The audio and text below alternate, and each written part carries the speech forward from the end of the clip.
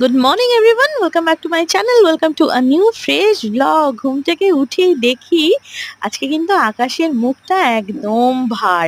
তার মানে পুরো ঝেঁপে বৃষ্টি আসছিল, তখনও কিন্তু বৃষ্টিটা তেমন ভাবে শুরু হয়নি।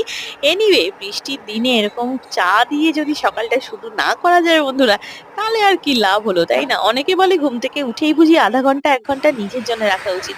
আমার তো মনে হয় আধা ঘন্টা 1 ঘন্টা নিজের কাছ থেকেও আমার অনেক বেশি ভালো লাগে যদি ঘুম থেকে উঠি মা, বুনু, পরিবারের সবাই মিলে একসাথে একটু গল্প গুজব করতে পারি, সেটা অনেক বেশি উপভোগের আমার কাছে। এনিওয়ে, ঘুম থেকে উঠে দেখো একটু ছোট্ট করে ক্লিপিংস নিয়ে নিয়েছিলাম, চোখ মুখ ফুলে গেছে। জাস্ট মুখটা ধুয়েই তোমাদের সাথে একটু মানে শেয়ার করে নিচ্ছিলাম, একটু সেলফি ভিডিও। এনিওয়ে, পাখিদের যেখানে রাখা হয় সেই ঘরটাতেই এসছিলাম। আর দেখো ওরা নিজে গাটা পরিষ্কার করছে, একটু উত্তক্ত করতে বেশ মজা লাগে। পাখিগুলো যেন দেখো এদিকে আসলে ওদিকে যাচ্ছে, ওদিকে আসলে এদিকে আসছে। আমি কিন্তু এরকমই খুনসুটি করি।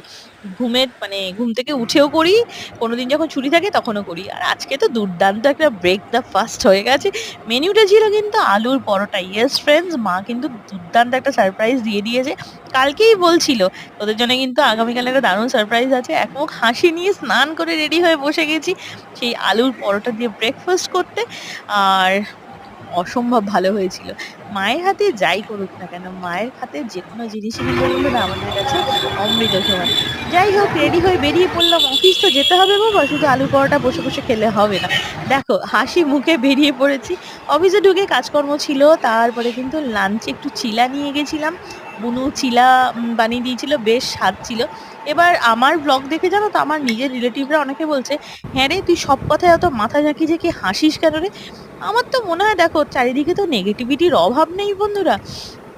সেই জন্য যখন আমরা ব্লগ করছি, কারো কোনো মানুষ যেমন ইনফ্লুয়েন্সার হওয়ার চেষ্টা করছি, আমার তো মনে হয় হাসি মুখে দিনটা শুরু করে সমস্ত ব্লগটাকে কন্টিনিউ হাসি মুখে দিনের শেষ অবধি থাকাটাই মনে হয় মানুষের সবচেয়ে বড় অ্যাচিভমেন্ট।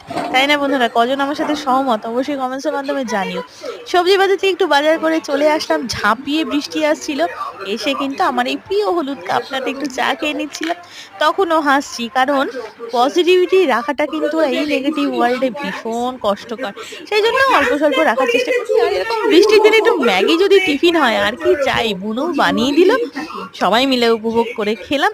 সারাটা দিন এরকম গল্প গুজব অফিস কাচারি করে হই হই করে কেটে গেল। রাতে ছিল ডিনারে আমার বানানোর একটু চিকেন কষা মতো, তার সাথে রাইস, অল্প ডাল। তো বন্ধুরা, কেমন লাগছে আমার ব্লগগুলো অবশ্যই কিন্তু আমাকে জানাবে তোমরা কমেন্টসের মাধ্যমে। চ্যানেলটা যদি সাবস্ক্রাইব করে দাও খুব ভালো হয়। ভিডিওটা ভালো লাগলে লাইক করে দিও, কমেন্ট করে দিও। আজকের মতো আসি তাহলে এখানেই। Tata, by.